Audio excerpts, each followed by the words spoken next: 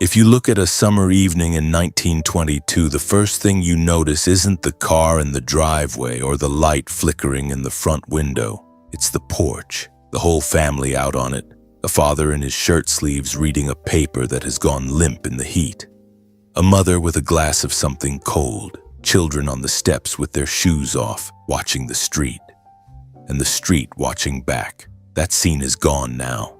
You can drive through a neighborhood built before 1940 and still see the bones of it. The wide boards, the columns, the swing nobody sits in anymore.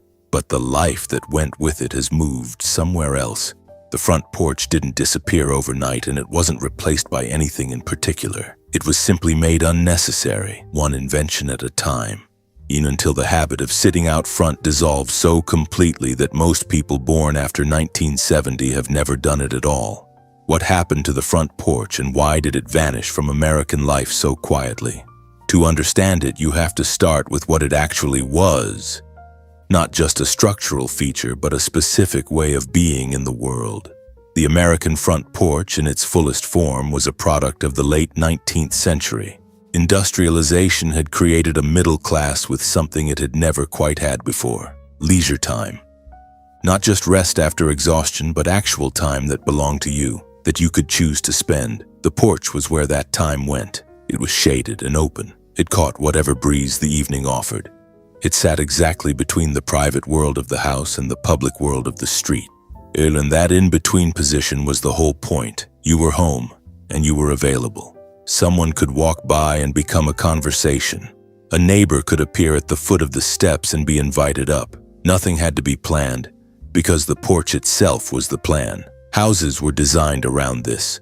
Victorian and craftsman homes had porches that ran the full width of the facade, sometimes wrapping around the sides. Architects thought carefully about their depth and orientation, about whether the roof overhang would shade them through the afternoon, about whether the columns would channel the prevailing breeze. The porch was not an afterthought. It was as central to the house as the kitchen, and for decades it worked. It worked because the street was still a place where things happened. Children played in it, and neighbors walked along it. The iceman came down it in the vegetable cart, and occasionally someone you hadn't seen in months. Sitting on the front porch meant being connected to all of that movement. Passively, but really. You didn't have to do anything. The world came to you. There was a particular rhythm to a porch evening that is almost impossible to reconstruct from the outside. It started after supper, when the worst of the heat had begun to lift. You brought a glass out with you, or a book you probably wouldn't read. The children settled on the steps. Someone from across the street noticed you were out and wandered over. Conversation happened in no particular direction.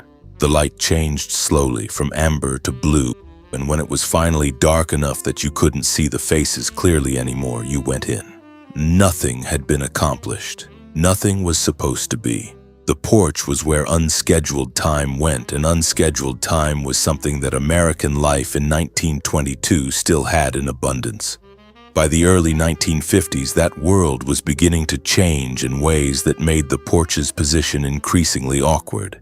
Several things happened at once, and their effects compounded in ways that made the front porch's decline feel, in retrospect, almost inevitable. The first was the suburb. When the GI Bill opened home ownership to returning veterans after World War II, the demand for housing was so overwhelming that builders began producing it at a scale and speed the country had never seen. The most famous of them, William Levitt, turned 7 square miles of Long Island farmland into a community of more than 17,000 homes, in building at a rate of 1 house every 16 minutes. Those houses were 750 square feet, functional, affordable, and deliberately built with no porch. The original Levittown Cape Cods had no basement, no porch, and no architectural gesture toward the street at all. They faced inward. By the mid-1950s, 85% of new home construction was happening in suburbs built on the same principles. The layout of those suburbs made the porch irrelevant even where it survived. Earlier neighborhoods had been built for pedestrians. Houses close to the street, lots narrow and deep, sidewalks connecting every door to every other door. You could leave your porch, walk half a block, and be at someone else's. The suburb reorganized all of that. Lots were wide and shallow. Streets curved in ways that made walking between houses impractical. Distances that looked small on a plan required a car in practice. The whole infrastructure assumed you would arrive by vehicle, proceed through the garage, and enter through the back.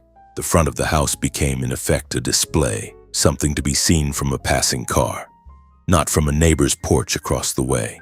The street those houses faced was different from the ones earlier porches had looked out on.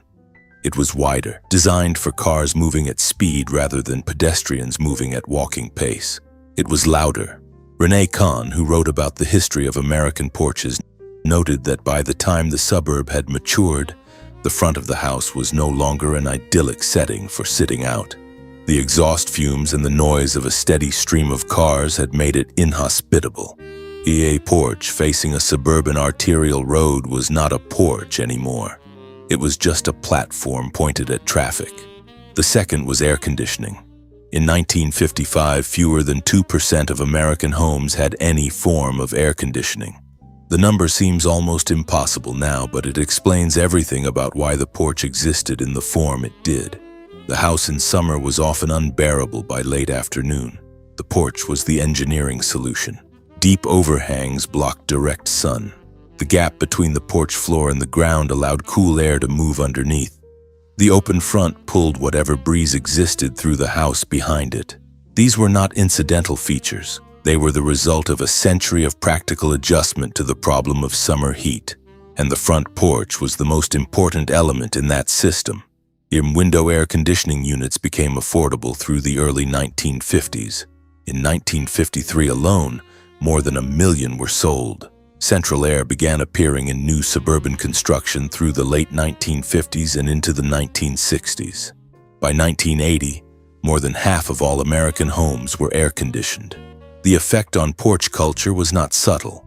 Once the inside of the house was cooler than the outside, the entire logic of the porch inverted. The porch had been where you went to escape the heat. Now it was where you went to find it. The family that had spent summer evenings outside because inside was stifling simply stayed inside. The transition required no decision. It just happened, evening by evening, as the alternative became more comfortable. What air conditioning also changed quietly was the architecture of new houses. The builders who were installing central air no longer needed to design for climate. The deep overhangs that had shaded a porch through the afternoon were unnecessary if the temperature inside was mechanically controlled. High ceilings that allowed hot air to rise away from living spaces became a waste of conditioned air. Cross-ventilation, which had required carefully positioned windows and openings, became irrelevant when a thermostat could be set and forgotten. Houses after the late 1950s were built sealed and insulated rather than open and breathable. The porch, which had been an architectural response to a real problem, had solved a problem that no longer existed. The change was not dramatic. It was cumulative. Instead of a family arranged on chairs watching the neighborhood pass, a family arranges itself around a television. Instead of conversation that begins with a wave from the sidewalk and ends an hour later, contact with neighbors becomes something that requires planning, a phone call, an agreement in advance. Instead of the porch as an intermediate space between private and public, there is a front door that opens directly onto a stoop and a backyard patio that offers what the porch once did but faces away from the street, away from the neighbors, away from anything that might arrive uninvited. Something was built into the front porch that the backyard patio cannot replicate. The porch faced outward. That was its defining feature. You were visible when you sat on it, and visibility was the mechanism through which community worked. The neighbor who saw you reading knew you were home, and the child who walked past every evening knew the shape of your routine. The street knew who you were, and you knew the street. None of this required effort. It required only presence. In the one space that made presence visible, the porch assumed that contact with your neighborhood was a good to be maintained rather than an interruption to be managed. That the street in front of your house was part of your life rather than a utility corridor.